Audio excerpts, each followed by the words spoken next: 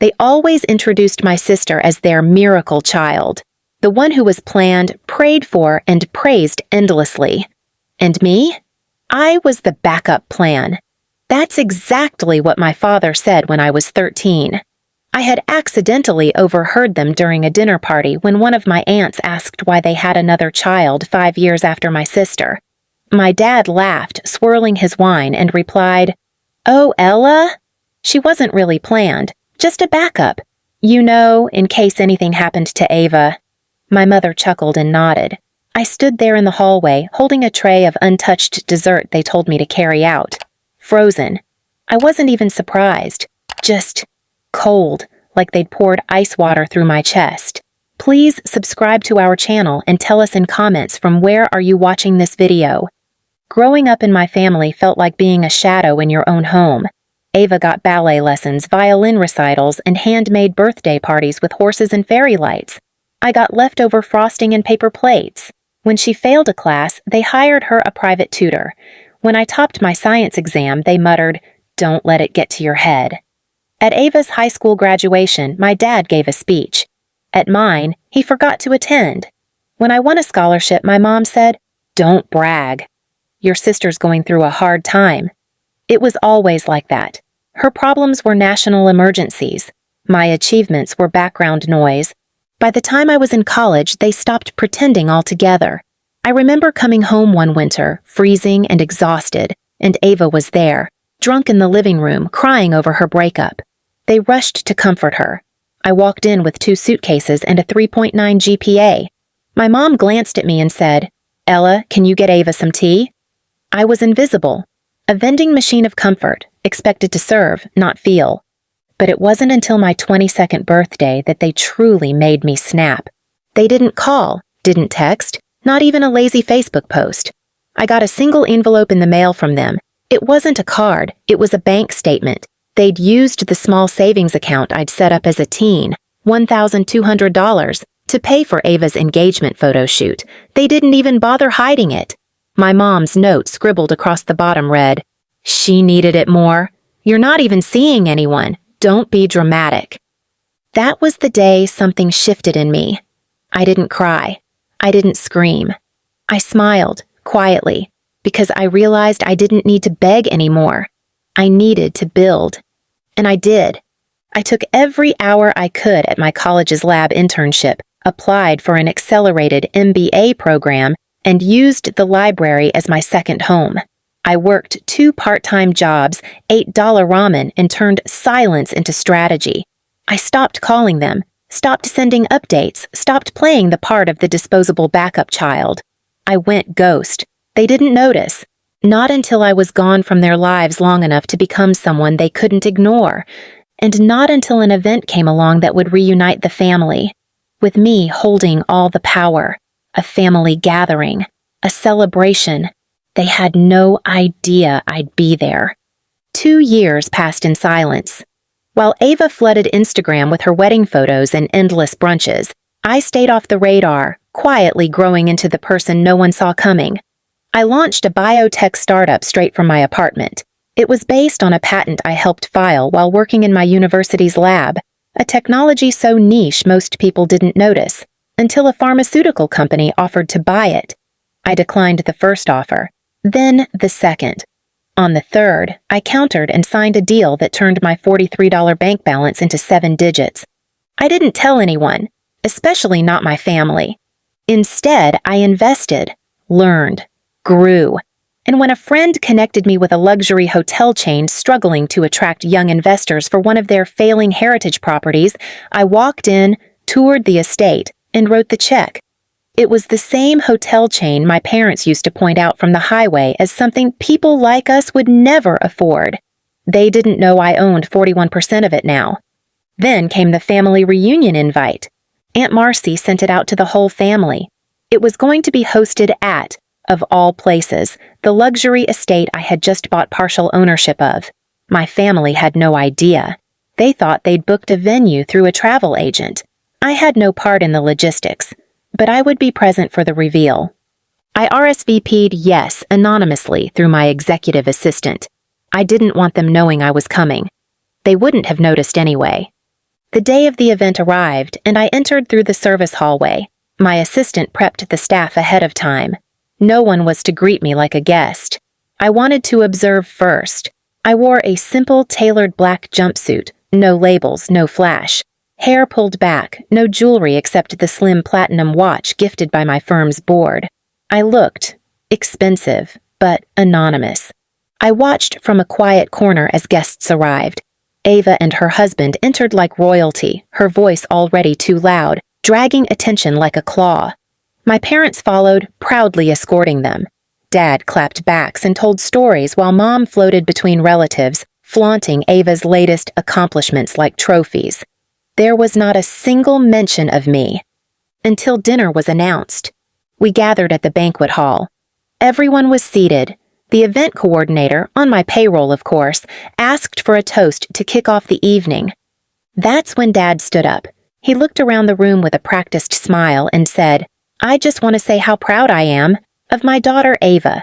She's made us proud every step of the way. Successful, married, beautiful, and honestly, what more can a parent ask for?" He lifted his glass, then added with a chuckle, "And to Ella, wherever she is, well, she always did her own thing. Never quite found her place, but we love her too. Every family has that one kid who never quite figured it out, huh?" The room laughed softly. My chest didn't burn this time. It didn't even sting. I smiled, because I knew what was coming. The manager stepped forward, politely tapped Dad's shoulder, and whispered something in his ear. Confused, Dad looked around, then nodded. The mic was offered to me. I rose from my seat at the back, slowly walked forward through the silent crowd, heels echoing across the marble, and took the mic with steady hands. "Thank you for the warm welcome," I said calmly. "It's been a long time. I'm Ella. You might remember me as the backup plan." There was an awkward pause. My dad laughed nervously. "Ella, oh, you made it. We didn't know you were invited." "I wasn't," I said, eyes locked on his. "I approved it, because I own this venue." Silence. Dead, breath-holding, pulse-stopping silence. "You what?" my mother asked, blinking rapidly, reaching for her wine glass like a crutch. "I bought the property 2 months ago," I continued, voice cool and clear. "I thought it would be poetic to host the family reunion here. You know, the place you always said was for people above our level. I suppose we've risen." My sister scoffed. "Wait, this is a joke, right?" I smiled and turned to the coordinator. "Can we bring in the final surprise, please?" The double doors opened. In walked the hotel's regional director, accompanied by a staff member carrying a golden plaque. It read, "Ella Winters, Principal Investor and Executive Board Partner." The room gasped. My parents stared like they were seeing me for the first time, but they weren't seeing me. They were seeing what I had become without them. Dad tried to laugh. "You could have told us. We're family." I turned to him slowly. "You said I was the one who never amounted to anything. You said I was just a backup. You made me sleep on the floor so Ava could have peace. You called me a burden. I didn't need to tell you anything. I was busy becoming something you never thought I could be, more than your expectations." And then I walked away, leaving the mic behind. But the night wasn't over. The silence after I walked away from the microphone was deafening. No one moved. No one whispered. Even the clinking of glasses had stopped. It was like someone had taken the air out of the room. I didn't look back. I walked straight past the shocked faces, through the gold-trimmed hallway lined with portraits of people I now stood beside in stature, and disappeared into the private lounge where my assistant waited. She glanced up. "Do you want to skip the dinner, ma'am?" I paused for a moment, watching the evening sky bleed into deep sapphire through the arched window. "No," I said softly. "Bring them dessert." Meanwhile, back in the banquet hall, the shock was beginning to wear off, and my parents were scrambling. I had embarrassed them, yes, but more than that, I had made them irrelevant. My dad tried to gather some dignity, raising his wine and murmuring to a few nearby uncles about how proud he actually was of me, how they always knew she was a smart girl. My mother, on the other hand, was quiet, too quiet. That meant she was calculating. She tried to approach me after dinner. She found me by the fountain in the courtyard, where I was speaking with the hotel's general manager about expansion plans. My back was turned, but I heard her voice, the same one that once yelled through walls about how I was ungrateful, unwanted, unimportant. "Ella, a word?" I turned slowly. "Sure. A few? Or just one?" Her lips tightened. "You embarrassed us." "No," I replied. I corrected the narrative.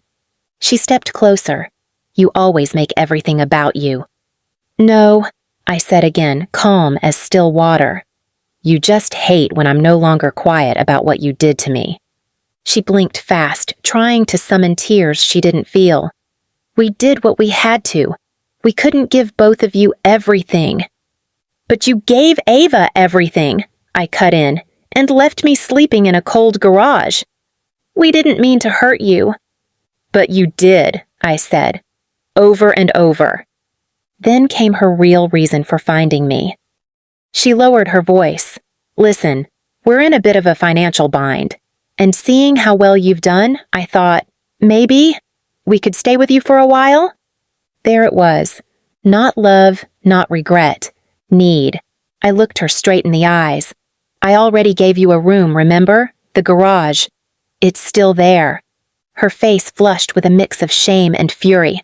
I leaned in and whispered, "You made me feel like I was just the extra child, like I was born to serve her story, but I rewrote mine, and in it, your background noise." She stormed off, but she wasn't the only one coming for favors. By the next morning, I had 3 voicemails from Dad, 2 from Ava, and even a cousin who once told me I wouldn't last a year in my field.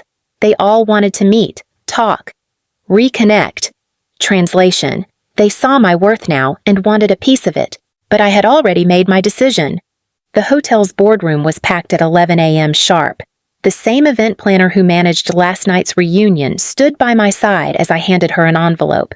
"Mail this to every family member who attended." She nodded. Inside each envelope was a simple letter. It read, "Thank you for attending last night's event. A gentle reminder that the estate you dined in is owned by the same girl you once left behind. Consider this your last family gathering on my dime. I'm not your backup, I was your blind spot. And now I'm your proof that silence breeds strength. Ella Winters." I signed it by hand. No one replied. Ava never called again. My parents returned to their small-town lives and began telling people they were proud parents of a successful daughter, as if they had something to do with it. But I knew the truth. They didn't raise me. They survived me. And in that truth, I found peace.